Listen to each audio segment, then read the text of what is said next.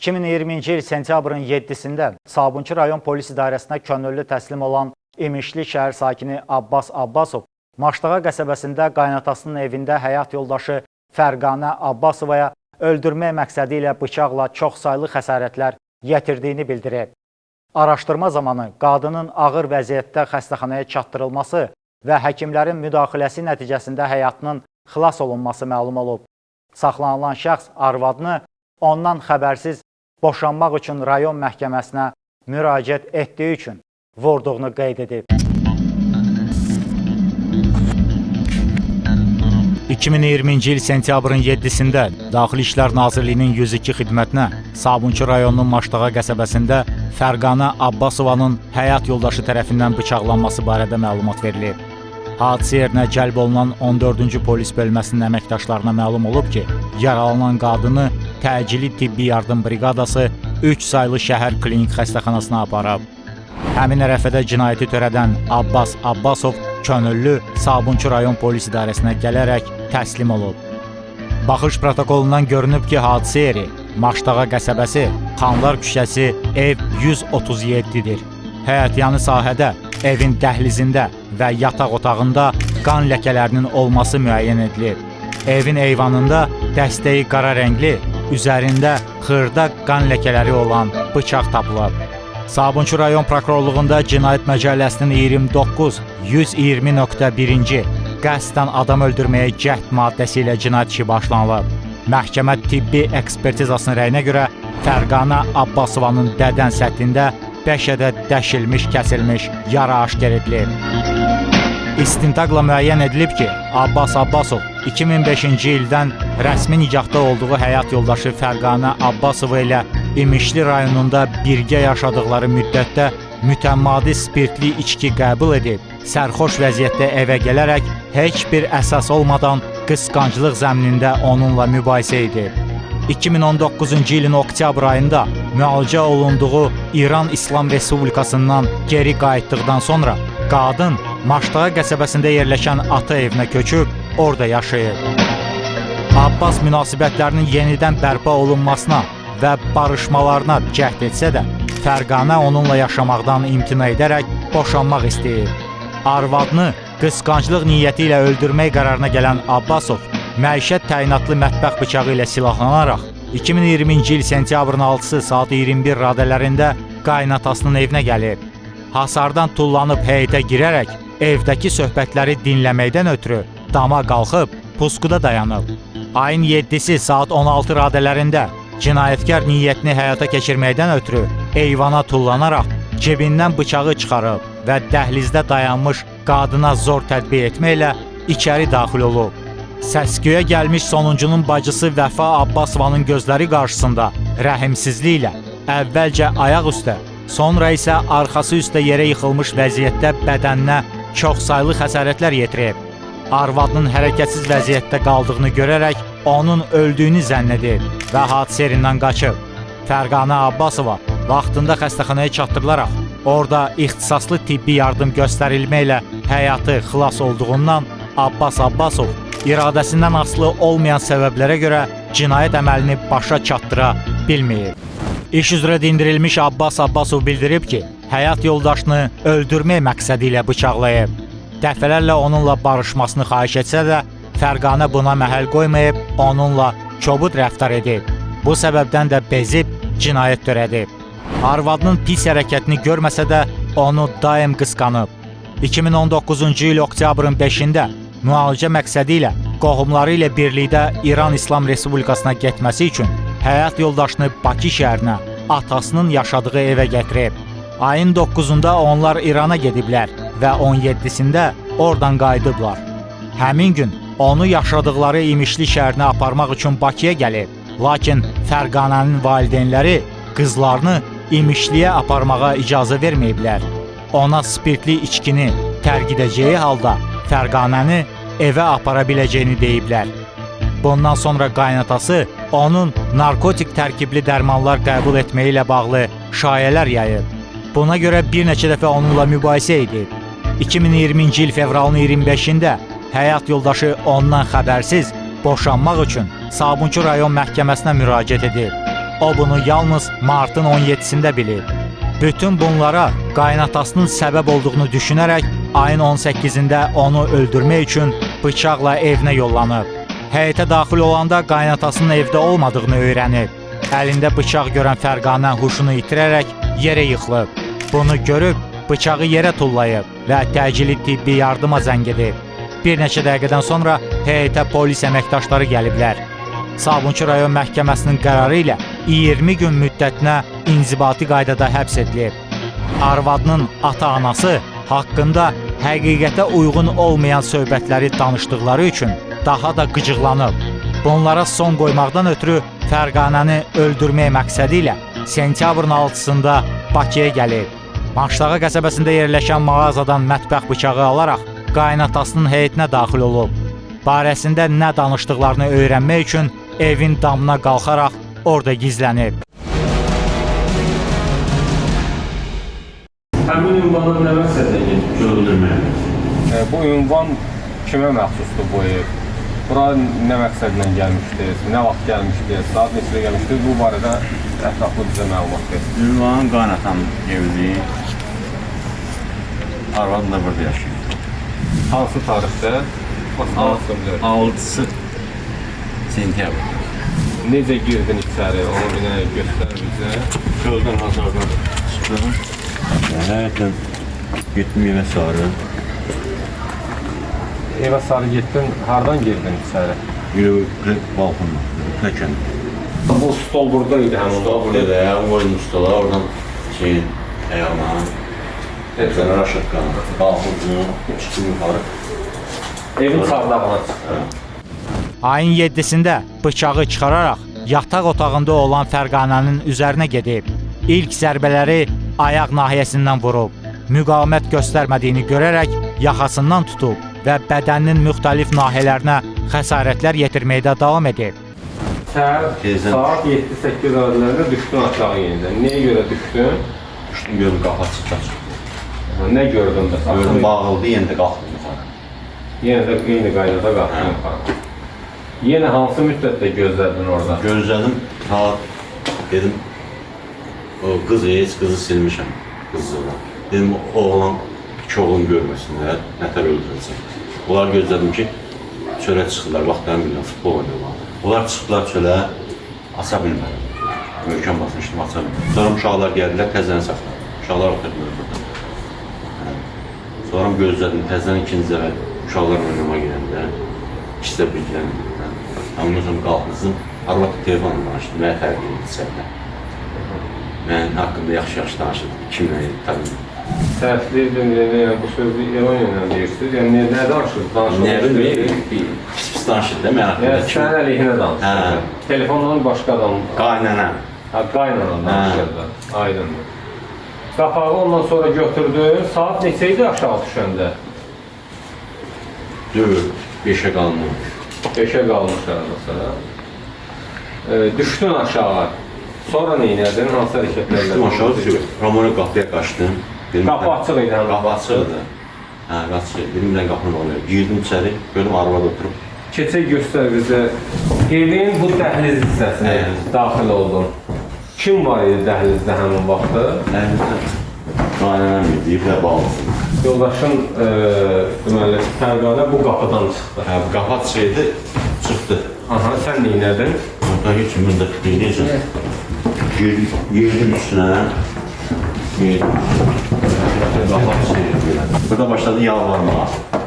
Dedim, ta geçdi. Sən əlində idi, bıçaq Cibimdə idi, bıçağı çıxartdım. Otağa daxil olunub bıçaq hələ ki cibimdə idi. Bıçaq nə bıçağı idi? Mətbəx bıçağı idi də yəni. Yoldaşın səni gördü, içəri qaçdı, girdi, yoxsa geri girdi? Dalını çək, yalvarı dalını çək. Geri addımlarla keçdi otağa, düzdür? Bu otaqda onu ayaq üstə zərbə vurdun. Vurdum, birincisini ayaq üstə vurdum, sonra yıxıldım. Hansı nahiyəsindən vurdun? Bilmədim, əlim verirlədi, tabii əlinə girdi, yoxsa arasına girdi, bilmirəm. Sonra yıxıldı. Hara yıxıldı? Bura. Bura yıxıldı. Yıxılandan sonra birini də vurdum, o deyəsən qısmından dəydi. Baş 70-dir, yadımda deyil. Sonra ikisini ağdı qarnından vurdum. Deyəsən biri boğazına, biri ürəyinə. Bu zərbələrlə. Bıçağın. Aha. Hatta gördüm hərəkət etdi. Qayıtdım, çıxdım, arada onda burada qabağımda. Müqavimətdə gördün itdi. Hə. Niyə görə o zərbələri vurmaqdan dayandırdın? Müqavimətdə Dedim ölüb ya uje. Elə başa düşdün ki, ölüb. Artıq ölüb. Öldüyünü zənn edib. Buna görə də bıçaq zərbələrini dayandırıb evdən çıxıb. Kəsici aləti hadisə yerində atıb və Sabunçu rayon polis idarəsinə gedərək təslim olub. Çıxıb getmək istəyirdim, arvad keçdi qabağıma. Arvad kimdir? Qaynım. Qaynanla. Hə. Bu orada çıxdı qabağıma. Bu bıçaq zərbələrini deməli həyat yoldaşın Fərqanə Abbasovaya vurmaqda məqsədin nə idi? Öldürmək. Bəs bıçağı nə etdin? Hara qoydun? Bıçağı qapının ağzında gördüm, bıçaq əyilib. Aha. Elə arvad burada Bıçağın əyildiyini harada gördün? Həyətdə gördün yoxsa evdə gördün? darvazanın ağzında. Həyətdə gördün. Arvad sözü dayanmışdım kürəkəndə. Buradan attım, arvadın sözünü yadıyarsan. Yerə atdın da bıçağı. Bıçağı atanda yəni arvada vurmaq fikrin yoxdur, yerə atmaq. Dedim yadıyarsan. Bıçaq qaldı burada, sonra Çıxdım. qapıdan çıxdın yoxsa yenə Yox, qapıdan qapı açıydı. qapı açdın? Çıxdım, getdim oradan, qaçdım oraya, yenə taksiyə mindim. Katras mənim taksi düşdü. Taksiyə mindim, çıxdım getdim şöbəyə. Polis idarəsinə getdin. Zərər çəkmiş Fərqanə Abbasova ifadəsində göstərib ki, Abbas Abbasovla 2003-cü ildə ailə həyatı qurub. Nicahlarından 3 övladı dünyaya gəlib. Mütəmmadi söz-söhbətlərə Abbasın çətin xasiyyətli adam olması, ona əl qaldırması və sair kobud hərəkətləri səbəb olub. Atasıgilin evinə getməyə imkan verməyib. Eləcə də valideynlərinin onların yaşadıkları evə gəlməsinə qadağa qoyub. Neçə dəfə ərinə ondan ayrılacağını deyib. Abbasın onun dəfələrlə döyməsinə, boşanacağı təqdirdə öldürməklə hədələməsinə baxmayaraq, onun barəsində İmişli rayon polis şöbəsinə şikayət etməyib. 2019-cu ilin oktyabr ayında səhhətində yaranmış problemlə əlaqədar İrana gedib və qayıtdıqdan sonra Bakıda atasına məxsus evdə qalıb. Abbas dalınca gəlsə də ona ayrılacağını bildirib və İmişliyə qayıtmayıb. 2020-ci ilin fevral-mart aylarında boşanmaq üçün məhkəməyə müraciət edib. Həmin aylarda Abbas 2 dəfə əlində bıçaqla heyətlərinə gəlib, onu öldürməklə hədələyib. 102 xidmətinə zəng edib, bu barədə xəbər verib. Sonradan məhkəmənin qərarı ilə yoldaşının inzibati qaydada həbs olunduğunu bilib. Sentyabrın 7-si saat 16 radələrində anası, bacısı və övladları ilə evdə olarkən damdan kiminsə evin eyvanına düşdüyünü görüb. Abbas dəhlizə daxil olub, onu öldürəcəyini bildirib və cibindən bıçağı çıxardaraq ona tərəf gəlib. Aldığı zərbələrin nəticəsində yorğan döşəyin üzərinə yıxılıb. Abbas nə bacısının qışqırmasına, nə də onu bıçaqlamaması üçün yalvarışlarına məhəl qoymayıb. Hadisə baş verərkən övladları heyətdə olub. Şahid qismində dindirilmiş Vəfa Əskərova bildirib ki, 2003-cü ildə atası Fərqanəni Abbas Abbasova ərə vermək istəməsə də sonuncu onu qaçırıb. 2005-ci ildə onlar rəsmi nikaha daxil olublar. Ailə qurduqdan sonra Abbas Fərqanəni daim qısqanıb. Sentyabrın 7-sində bacısı yataq otağında namaz qılmağa hazırlaşarkən Abbasın əlində bıçaqla ona doğru qaçdığını görüb. Divara sıxaraq Fərqanəyə ardıcıl bıçaq zərbələri vurub. Dərhal anasını köməyə çağırıb. Abbas Fərqanəni buraxıb evdən qaçıb. Bundan sonra bacısı döşəməyə yıxılıb. Dəsmalı yaralarına sıxıb ki, qan axmasın. Anası təcili yardıma və 102 xidmətinə zəng edərək hadisə barədə məlumat verib. Həkim artıq özündə olmayan və hərəkət etməyən Fərqanənin nəbzini yoxlayıb, onun sağ olmasını bildirib. Şahid əlavə edib ki, bacısının pis hərəkətini, kiminləsə münasibət saxlamasını görməyib. Onu əxlaqlı, ailəsinə sadiq insan kimi tanıyıb. Bütün gün evdə uşaqları ilə məşğul olub.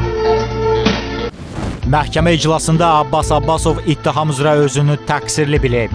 Zərər çəkmiş Fərqanə Abbasova təqsirləndirilən şəxsə ağır cəza təyin edilməsini xahiş edib.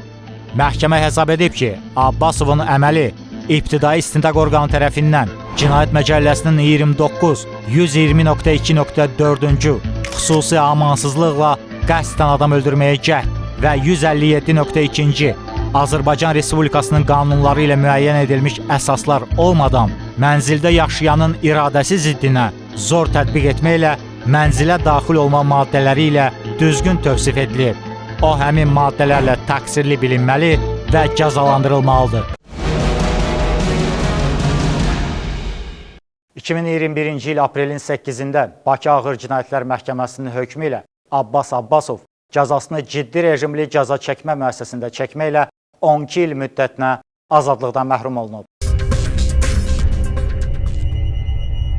2019-cu il mayın 15-də Stansiya Sumqayıt qəsəbəsində yaşayan Natiq Quliyev aralarında yaranmış mübahisə zamanı qonşusu Akif Bağırovu döyüb. Ev şəraitində müalicə alan zərər çəkmiş sentyabrın 25-də qapalı kəllə beyin travmasından dünyasını dəyişib. Ekspertizanın rəyində göstərilib ki, Bağırovun ölümünə məhz 4 ay əvvəl aldığı xəsarətlər səbəb olub. Həmin gün Quliyev şübhəli şəxs qismində Sumqayıt şəhər polis idarəsinin əməkdaşları tərəfindən saxlanılıb. 2019-cu il sentyabrın 25-də Stansiya Sumqayıt qəsəbəsində yerləşən fərdi evdə 1955-ci il təvəllüdlü Akif Bağırovun meyidinə baxış keçirilib. Həmin gün şəhər polis idarəsinin əməkdaşları tərəfindən şübhəli şəxs qismində Natiq Quliyev saxlanılıb. İstintaq şöbəsində Cinayət Məcəlləsinin 126.1-ci qəsdən sağlamlığa ağır zərər vurma maddəsi ilə başlanılan cinayət işi 2 gündən sonra 126.3-cü maddəsinə tövsif edilib və aidiyyatı üzrə şəhər prokurorluğuna göndərilib. Natiq Quliyev 1969-cu ildə Kürdəmir rayonunun Köhranlı kəndində anadan olub. O, Bakı şəhər məhkəməsinin 1993-cü il tarixli hökmü ilə 3 il müddətinə azadlıqdan məhrum olunub. 1 ildən sonra Binəqədi rayon məhkəməsinin qərarı ilə şərti olaraq vaxtından əvvəl cəzadan azad edilib. Sumqayıt şəhər məhkəməsinin 2012-ci il tarixli hökmü ilə 6 ay müddətinə islah işləri cəzasına məhkum olunub. Məhkəmə tibbi ekspertizasının rəyindən görünüb ki, Akif Bağırovun ölümünə tibbi sənədlərə əsasən almış olduğu xəsarətlər nəticəsində beynin orta ağır dərəcəli əzilməsi səbəb olub. İstintaqla müəyyən edilib ki, 2019-cu il mayın 15-də Natiq Quliyev Stansiya Sumqayıt qəsəbəsi ərazisində yerləşən fərdi evin həyətyanı sahəsində saxladığı iri buynuzlu heyvanların qonşusu Akif Bağırovun həyətyanı sahəsinə keçməsini görüb. Qonşusu heyvanları avtomobil yoluna tərəf qovduğu üçün ona iradını bildirib. Aralarında yaranmış mübahisə zamanı qəzəblənib, qisas məqsədi ilə Akif Bağırovun üzərinə gedib. Sonuncunun arvadı və qızının gözləri qarşısında yalvarışlarına məhəl qoymayıb, qəsdən əli və ayağı ilə ona çoxsaylı zərbələr endirib. Yetirdiyi ağır xəsarətlərdən sentyabrın 25-də özünə məxsus evdə zərər çəkmiş, dünyasını dəyişib. 2020-ci il yanvarın 28-də Sumqayıt şəhər məhkəməsinin qərarına əsasən Akif Bağırovun meyidinin qəbirdən çıxarılması, istintaq hərəkətinin aparılmasına icazə verilib. Ekshumasiyadan sonra təkrar ekspertiza keçirilib və məlum olub ki, onun ölümünə ağır qapalı kəllə beyin travması səbəb olub. İş üzrə dindirilmiş Natiq Quliyev bildirib ki, mayın 15-də saxladığı 4 iri buynuzlu heyvan Akif Bağırovun yaşadığı evin heyətinə keçib. Bunu görən qonşusu onları heyətdən çıxararaq Tuq Zavod adlanan əraziyə tərəf qovub. Ona doğru getdikdə Akif heyvanları dala qaytarıb və özünə məxsus malqara damına salmaq istəyib. Qışqıraraq Bağırovdan niyə heyvanları avtomobil yoluna doğru qovduğunu, sonra isə özünə məxsus fermaya salmaq istədiyini soruşub. Bu vaxt Akif ünvanına söyüş söyməyə başlayıb. Əsəbləşib yumruqla onun sinəsindən vurub. Bağırov büdrəsə də yerə yıxılmayıb. Akifin qızı Tamilla onun üstünə hücum çəkib sinəsindən vurduqda qızın saçlarından tutub.